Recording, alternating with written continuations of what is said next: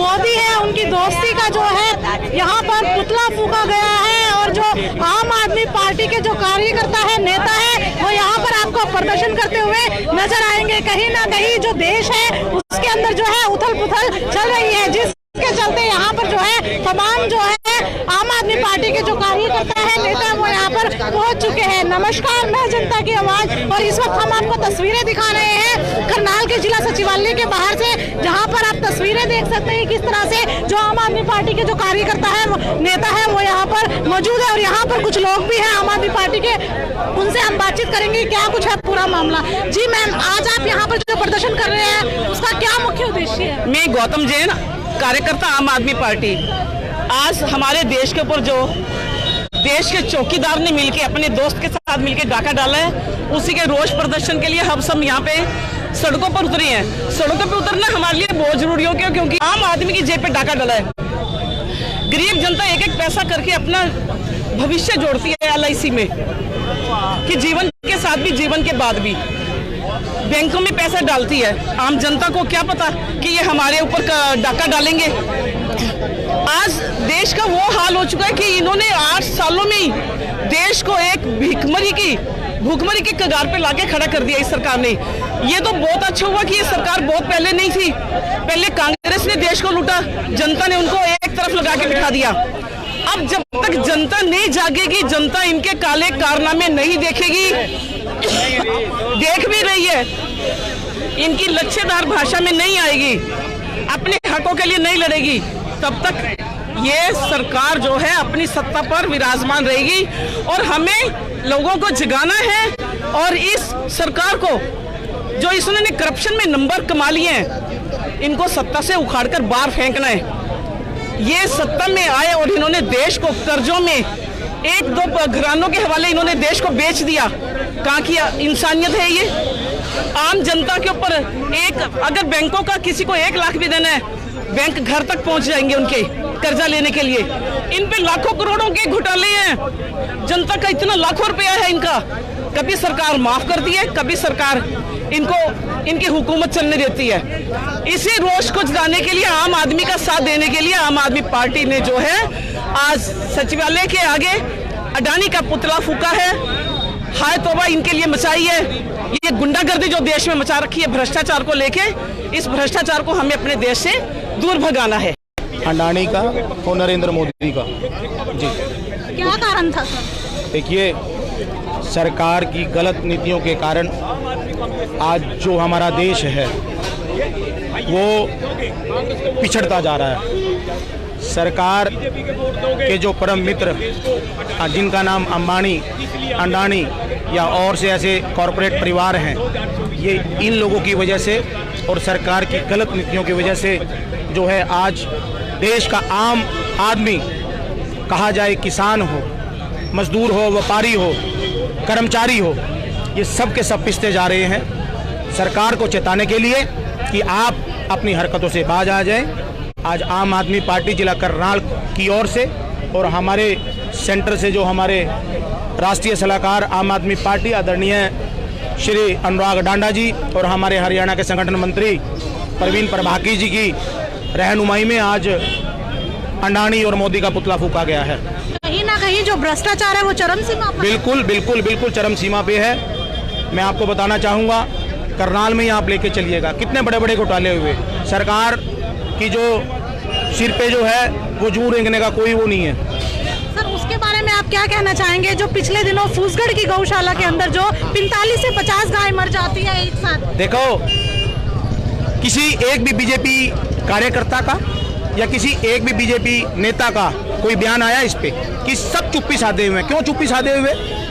कहाँ है वो गौ सेवा आयोग? क्यों नहीं आप जांच कमेटी बैठाते? कहाँ है वो जो ठेकेदार बनते थे गौओं के? कहाँ है वो लोग? सब चुप करके बैठे हैं। मैं आपके चैनल के माध्यम से उन लोगों को ये बताना चाहूँगा कि आप खड़े होकर जो गौ सेवा, जो आप सेवक बनते थे, आज उन गौओं की आप जाकर देखें कि कितनी बुरी हालात हुई है उन लोगों के उनके साथ। तो मैं तो आपके चैनल के माध्यम से जो हमारे बीजेपी के साथी, हमारे बीजेपी के नेता देख रहे हैं, उनसे निवेदन करूंगा, कुछ तो रहम करो।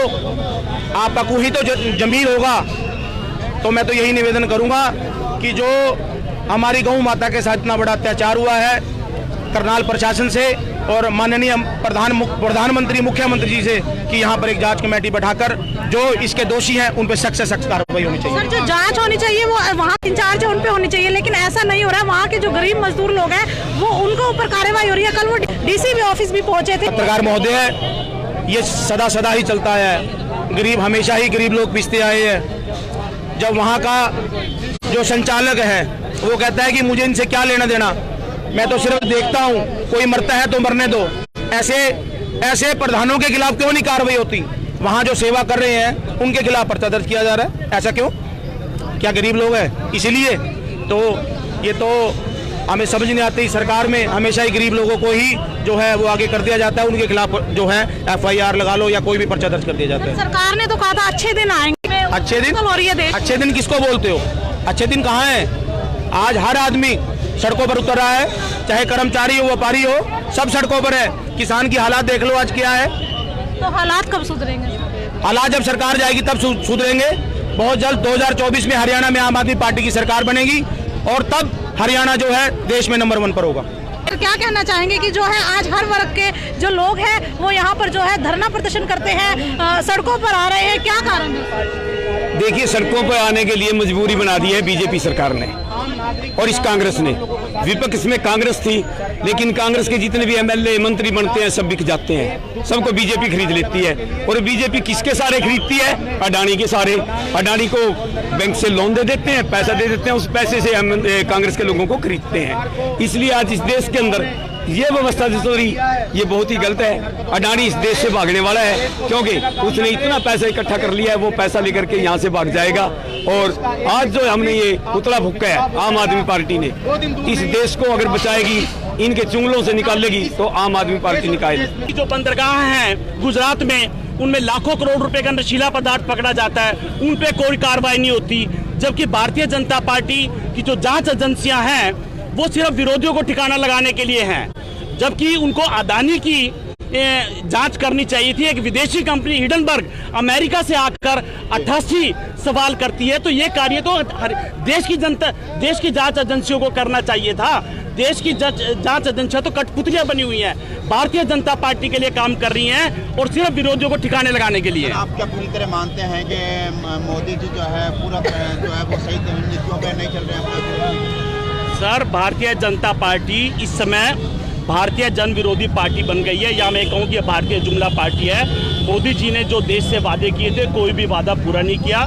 मोदी जी ने 2014 में सत्ता प्राप्ति के लिए भ्रामक प्रचार किया और उसके विपरीत कार्य किया।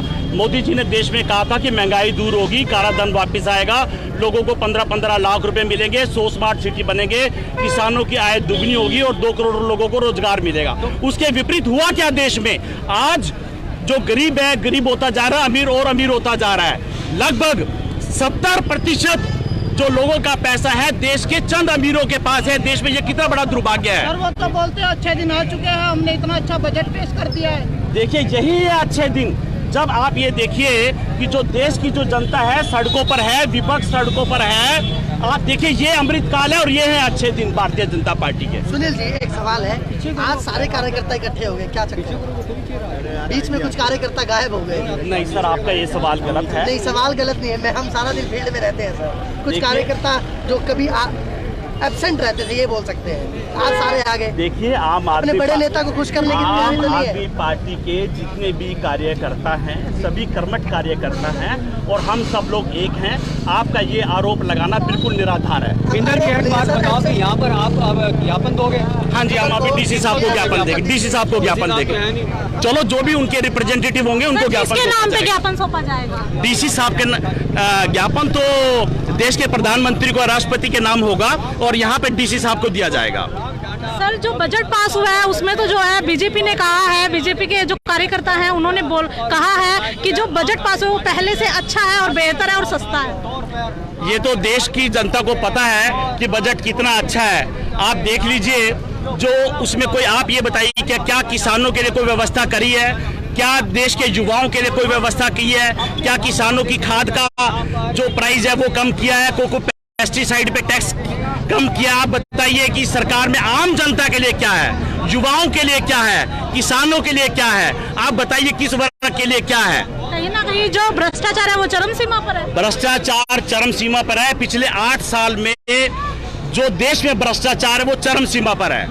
बेरोजगारी चरम सीमा पर है, भ्रष्टाचार चरम सीमा पर है, देश पर लगातार कर्जा बढ़ता जा रहा है। मोदी जी ने, मोदी के शासनकाल में देश पर जो कर्ज है इसका नया कीर्तिमान बन गया है।